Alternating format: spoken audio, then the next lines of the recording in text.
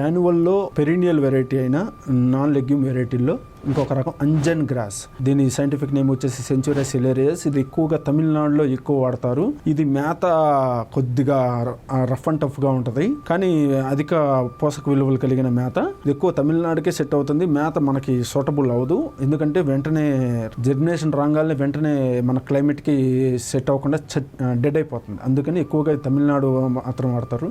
Next మనకి roads, RHODES roads క్లోరిస్ Guyana దీని scientific నేము. ఇది ఎక్కువగా మనకి ఫారెన్కి ఎక్స్పోర్ట్ చేస్తున్నారు. మనకి బండిల్స్గా చుట్టి ఫారెన్కి ఎక్కువగా ఎక్స్పోర్ట్ చేస్తున్న మేత ఏదైనా ఉందంటే రోడ్స్. ఎందుకంటే ఇది ఎక్కువ ప్రోటీన్ కంటెంట్ కలిగి ఉండడం వల్ల మనకి ఎక్కువగా ఫారెన్కి ఎక్స్పోర్ట్ చేస్తున్నారు. ఎక్కువగా మనకు పంజాబు, హర్యానా ఈ ప్రాంతాల్లో చూస్తే ఈ బండిల్స్గా చుట్టేసి ఎక్కువగా USA, యూరప్ కంట్రీస్కి ఎక్కువగా అక్కడ వాటర్ ఫెసిలిటీ లేని ప్రాంతాలు వాళ్ళు ఎక్కువగా బండిల్స్గా కట్ చేసుకొని ఎక్స్పోర్ట్ అనేది ఎక్కువ జరుగుతుంది. ఇదే రకంగా గినియా అనే రకం కూడా ఉంది. గినియా అనేది కూడా ఇది కూడా ఎక్కువగా ఫారెన్కి ఎక్స్పోర్ట్ జరుగుతుంది. ఈ రోడ్స్, గినియా రెండు రకాలు కూడా ఎకరాకి విత్తన మోతాదు వచ్చేసి ఎకరాకి 3 కేజీలు మాత్రమే విత్తన మోతాదు. దీంట్లో మెయిన్ డ్రాబ్యాక్ ఏంటంటే ఎక్కువ హైట్ అనేది రాదు, 3 to 5 feet మాత్రమే హైట్ వస్తుంది. అయితే తక్కువ స్పేస్లోనే మనకి ఒక మోపు అనేది, మన కూర్చున్న కాడే ఒక మోపు అనేది వచ్చేస్తుంది.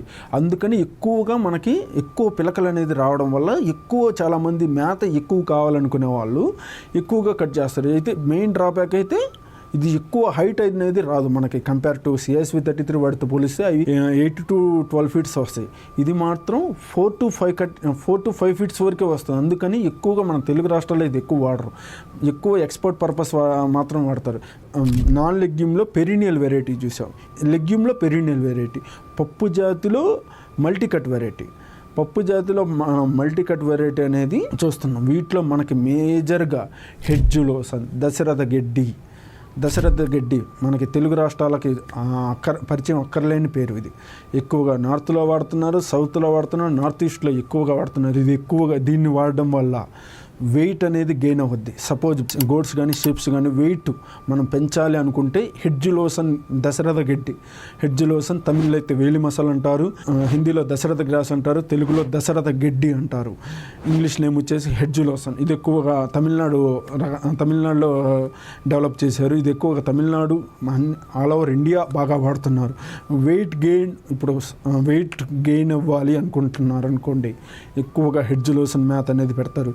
ర్యాబిట్ ఫామ్లో బాగా ఎక్కువ వాడుతున్న మేత ఏదైనా ఉందంటే అది హెడ్జులోసన్. పొట్టేళ్ళు కానీ మేకలు కానీ వాటికి ఎక్కువ వాడుతున్న మేత ఏదైనా ఉందంటే అది హెడ్జులోసన్. ఎకరానికి విత్తనం మోతాదు 10 కేజీలు. ఫస్ట్ కటింగ్ వచ్చేసరికి 90 days పైనే పడుతుంది. అలా 4 to 5 years వరకు హెడ్జులోసన్ అనేది మేత ఎక్కువ వస్తుంది. ఇది 4-5 సంవత్సరాలు వచ్చే పప్పు జాతి ఏదైనా మేలైనది ఉందంటే అది హెడ్జులోసన్ మాత్రమే. నెక్స్ట్ మనకి ఆల్ఫా లోసన్ లేదా ఆల్ఫా. ఇది ఫారిన్ కంట్రీస్లో ఎక్కువ వాడతారు. ఫారిన్ కంట్రీస్లో మేతగా వాడరు. ఇది ఎక్కువగా ఫారిన్ కంట్రీస్లో మైక్రో గ్రీన్స్గా వాడతారు. మనం ఏ విధంగా మెంతుకూర, మీకు మెంతుకూర ఐడియా ఉంటుంది కదా, అలాగే మెంతుకూర ఏ విధంగా సర్టెన్ హైట్లో ట్రేలలో పెంచుతారు మనకి మెంతుకూర. మనం ఇక్కడ మెంతుకూర పెంచుకున్నట్టు ఫారిన్ కంట్రీస్లో ఆల్ఫా ట్రేలలో పెంచుకొని అది సలాడ్స్లోకి ఎక్కువ వాడతారు. ఆల్ఫా అనేది మెడికల్ టెర్మినాలజీ తెలిసిన వాళ్ళకి పరిచయం అక్కర్లేని పేరు. ఎందుకంటే ఆల్ఫా ఆయిల్ అనేది లేకుండా ఏ మెడిసిన్ తయారవదు. ఈవెన్ మన వాడే పశువులకు వాడే మందుల్లో ప్రతి దాంట్లో ఆల్ఫా ఆయిల్ అనేది ఖచ్చితంగా ఉంటుంది. మీరు పశువులకు వాడే ఏదన్నా మందులు వాడుతుంటే చూడండి, వాటి వెనకాల ఇంగ్రీడియంట్స్ అనే పదం ఉంటుంది. ఆ ఇంగ్రీడియంట్స్లో ఆల్ఫా ఆయిల్ అనేది డెఫినెట్లీగా మెన్షన్ చేసి ఉంటారు. ఈ ఆల్ఫా మేత అనేది అది ఆయిల్. ఈ ఆయిల్ ఏంటంటే ఆల్ఫా మేత నుంచే తీస్తారు ఆయిల్. ఈ ఆల్ఫా మేత అనేది మనం పశువులకి ఇవ్వడం వల్ల సైడ్ ఎఫెక్ట్స్ అనేది కంప్లీట్గా కంట్రోల్ చేయొచ్చు. పొదుగు సాగిపోతూ ఉంటుంది. ఈ పొదుగు సాగిపోవడం అనేది కంట్రోల్ చేయొచ్చు. ఫస్ట్ మచ్చలు అనేది వస్తాయి ఈ పశువులకి, ఈ మచ్చలు అనేది తగ్గించవచ్చు. దంతవాపు, పొట్టేళ్ళకి వాటికి దంతవాపు, ఈ వ్యాధులు అనేది ఆల్ఫా అనేది మేత వాడడం వల్ల కంప్లీట్గా కట్ చేసుకోవచ్చు. ఈ అనేది రోగాలు అనేది తగ్గించుకోవచ్చు. ఈ ఆల్ఫా మేత వాడడం వల్ల వాటికి వాడే మందులు కూడా వాడన అవసరం లేదు. ఆల్ఫా అనేది మన ఇళ్లల్లో కూడా మంచి పోషక విలువలు కలిగిన మైక్రోగ్రీన్స్. ఇది ఎక్కువగా మైక్రోగ్రీన్స్ ఫారిన్ కంట్రీస్లో సలాడ్స్గా వాడతారు. అదే మన ఇంట్లో పెంచుకొని సలాడ్స్లోకి కానీ దేంట్లోకైనా వాడుకోవచ్చు. దీన్ని స్ప్రౌట్స్ పౌడర్గా కూడా ఇప్పుడు మార్కెట్లో అమ్ముతున్నారు ఆల్ఫా. నెక్స్ట్ ఆల్ఫా అయిపోయిన తర్వాత బెర్సిమ్. ఇది కూడా సిమిలర్ టు బెర్సిమ్ ఆల్ఫా లాగే ఉంటుంది. ఇది కూడా సిమిలర్గా మేత. ఈ బెర్సిమ్లో మన తెలుగు రాష్ట్రాల్లో ఏం చేస్తున్నారంటే పాలకూర, ఆవాలు కలిపి చల్లుతున్నారు.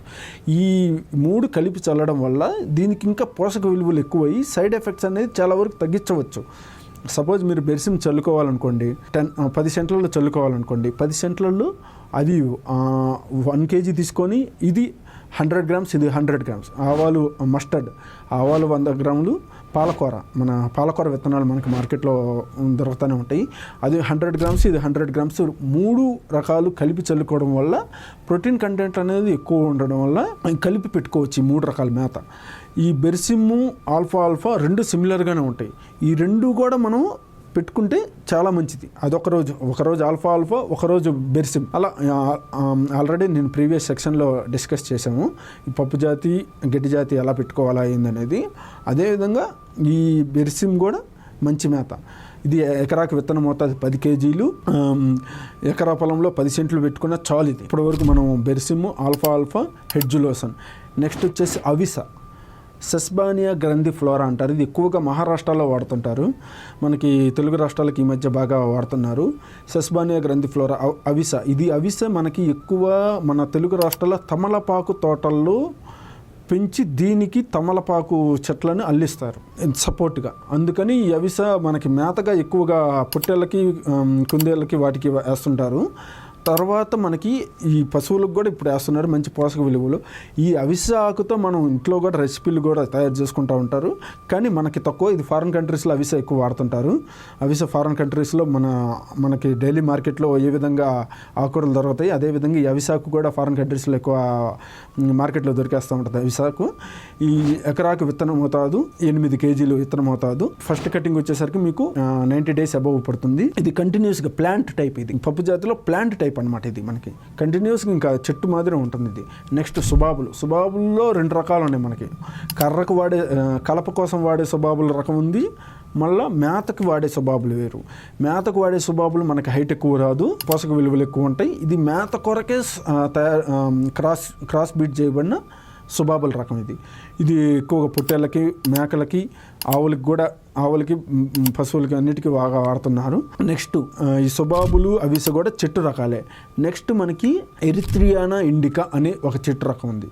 ఇది పొలాల గట్ల మీద ఎక్కువ వేస్తుంటారు. ఎందుకంటే ఇది పొలాల గట్ల మీద, ఇది వాటితో పాటు ఒక 2-3 రకాల విత్తనాలు తీసుకొని పొలాల గట్ల మీద వేసుకున్న నీడ వస్తుంది. మరియు ఈ చెట్టు కొమ్మలను తీసి మళ్ళా నాటితే మనకి చెట్లు వచ్చేస్తాయని ఎక్కువగా తీసుకోకుండా ఒక 10 grams తీసుకొని మీ పొలాల గట్ల మీద పెట్టుకున్నా ఇది మంచి రకమైన మేత, మంచి పోషక విలువలు.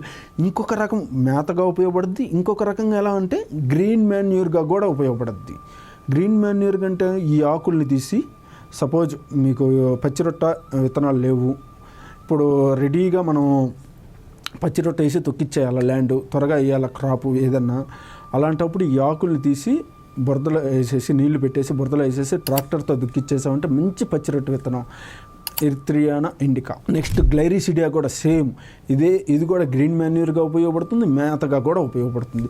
అందుకని గ్లైరిసిడియా, ఎరిత్రియానా ఇండికా ఈ 2 కూడా ఎక్కువ మోతాదులో కాకుండా ఒక 10 grams తీసుకోండి చాలు. ఎక్కువ అనేది వద్దు. 10 grams అంటే మీకు ఈజీగా 5 to 10 seeds అనేది వచ్చేస్తే పొలాల గట్ల మీద పెట్టుకున్న చాలు.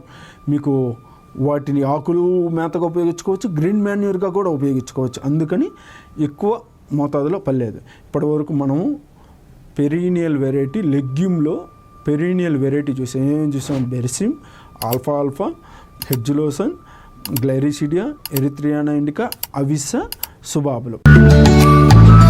నేను నీకు పెట్టిన అన్నం కాదురా అబ్బాయి, ఇన్ఫర్మేషన్ ఈజ్ వెల్త్. లెగ్యూమ్ వెరైటీలో పెరీనియల్ వెరైటీ అయిన వాటిలో మనం మిగతాయి చూస్తున్నాము. వీటిలో మనకి ఈ తెలుగు రాష్ట్రాలు ఎక్కువగా చిలగడ దుంప అనే రకం బాగా వాడుతున్నారు. ఈ చిలగడ దుంప పొట్టేళ్ళకి వాటికి ఇస్తుంటే చాలామంది కాళ్ళు పట్టేస్తున్నాయి, వాటికి బాగా ఇబ్బంది పడుతున్నారు అని అంటున్నారు. దానికి బదులుగా కొల్లగింజ అనే రకం ఉంది మనకి. ఈ కొల్లగింజ అనే రకము మనకి చూసేదానికి ఉలవ మాదిరే ఉంటుంది, కానీ ఉలవ కాదు. ఇది తీగ జాతికి సంబంధించిన కొల్లగింజ అనే రకము. దీనిని వాడడం వల్ల చిలగడ దుంపలో ఉండే పోషకాలే దీంట్లో ఉంటాయి, కానీ దీంట్లో మెయిన్ వచ్చేసి కాళ్ళు పట్టేయడం అనేది కాన్సెప్ట్ ఉండదు. అందుకని కొల్లగింజలు అనే రకము బాగా ఎక్కువ వాడుతున్నారు ఇప్పుడు. తర్వాత మనకి స్టైలో హమటా, స్టైలో స్కాబ్రా, ఈ 2 రకాలు. స్టైలో హమటా ఇది మన లైఫ్ లాంగ్ ఉండే పప్పు జాతి రకం. వన్స్ వీ కెన్ ప్లాంట్న ఒకసారి మనం చల్లామంటే మన లైఫ్ లాంగ్ ఉంటుంది ఈ మేత. ఎందుకంటే ఇది మనం తరచూ చూసుంటాం, మన రోడ్లలో, హైవే రోడ్లలో సైడ్ బాగా చల్లుంటారు. ఎందుకంటే ఇది దీనివల్ల సాయిల్ ఎరోజన్ అనేది ఉండదు, అంటే మట్టి కొట్టుకోపోకుండా ఆపద్దని ఇది చాలా హైవేలు సైడ్ మనకి తరచూ పెంచుతూ ఉంటారు.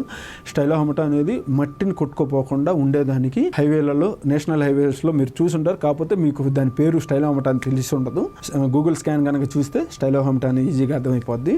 అందుకని ఈ స్టైలో హమటా మనకి కోళ్ళకు కూడా మంచి మేత ఉపయోగపడుతుంది. ఎందుకంటే హైట్ అనేది 1 feet ఉంటుంది. ఇది 1 feet ఉంటుంది. పశువుల్ని సపోజ్ మీరు ఇప్పుడు ఊర్లో లేరు, ఎవరన్నా కాపరం ఉన్నాడు, పశువులు తీసుకెళ్ళి అక్కడ వదిలేస్తే మేస్తాయి, వచ్చేస్తాయి, పశువులు డైరీ ఫామ్కి వచ్చేస్తాయి. అలా మళ్ళా వర్షానికి వచ్చేస్తూ ఉంటుంది. కంటిన్యూస్గా సైకిల్ కంటిన్యూస్గా తిన్న తర్వాత వెంటనే వర్షం పడితే మళ్ళీ వచ్చేస్తుంది. దీన్ని సపరేట్గా పెంచాల్సిన అవసరం ఏమీ ఉండదు. అందుకని స్టైలో హమటా మంచి మేత. ఇది ఎక్కువగా కోళ్ళకి వాడుతుంటారు, పశువులకి, పొట్టేళ్ళకి, కుందేళ్ళకి అన్నిటికీ వాడుతుంటారు. హైట్ అనేది 1 feet ఉంటుంది. అందుకని 1 feet 2 feetsలో వచ్చేస్తుంది మనకి. అందుకని స్టైలో హమటా అనేది బాగా వాడుతున్నాం. స్టైలో స్కాబ్రా ఇది తెలుగు రాష్ట్రాలకి అంతగా సూటబుల్ కాదు. ఎందుకంటే మేము ఇచ్చినప్పుడు చాలా దీనికి pH వాల్యూస్ బిలో 6 కనుక ఉంటే అప్పుడు మాత్రమే సెట్ అవుతుంది. అందుకని స్టైలో స్కాబ్రా తెలుగు రాష్ట్రాలు స్కిప్ చేయడం మంచిది. ఇంకా నార్త్ సైడ్ ఇబ్బంది ఏం లేదు. సౌత్ సైడ్ కూడా చాలాసార్లు కంప్లైంట్లు వచ్చినాయి. North side no problem. Stylo scabra. Next వచ్చేసి మనకి మొరింగా మనకి నాటు రకం మొరింగా అయితే మంచి పప్పు జాతి రకం, నాటు రకం. ఎందుకంటే ఇది ఆకు రుచి ఎక్కువ ఉంటుంది నాటు రకం. అందుకని ఎక్కువ మొరింగా రకము బాగా ప్రిఫర్ చేస్తున్నారు. ఎకరాకి kg సరిపోతుంది విత్తనం అవుతాదు. మనకి మొరింగాలో నాటు రకం అయితే బాగుంటుంది. మొరింగాలో మనకి PKM1, PKM2, ODC3 ఇలా మోమాక్స్ ఇవన్నీ రకాలు ఉన్నాయి. వాటిని ఫర్దర్గా మనం డిస్కస్ చేద్దాం, నో ప్రాబ్లం. ఈ మొరింగాలో నాటు రకం అయితేనే పశువులకి మేతగా బాగుంటుంది. ఈ పశువులకి మేతగా ఉపయోగపడేది పప్పు జాతిలో మొరింగా నాటు రకం. అదైతేనే బాగుంటుంది. ఎందుకంటే ఆకు రుచి ఎక్కువ నాటు రకానికి. అందుకని ఈ PKM1, PKM2 మీరు కాయ కావాలంటే పెంచుకోవచ్చు, నో ప్రాబ్లం. ఈ మొరింగా కూడా ఎక్కువ పెంచుకోకుండా ఒక 20 seeds తీసుకున్నా మార్కెట్లో ఇచ్చేస్తారు, ఇబ్బంది ఏం లేదు. నెక్స్ట్ మొరింగాలో మనం PKM1, PKM2, ODC3 ఈ రకాలు నెగ్లెక్ట్ చేయడం బెటర్. ఎందుకంటే మేతకి అవి వద్దు. అవి కాయకి కావాలంటే PKM1 కానీ, PKM2 కానీ, ODC3 కానీ మనం వాడుకోవచ్చు, నో ప్రాబ్లం. నాటు రకం అయితే సెట్ అవుతుంది. ఎకరాకి kg విత్తనం అవుతుంది, సరిపోతుంది.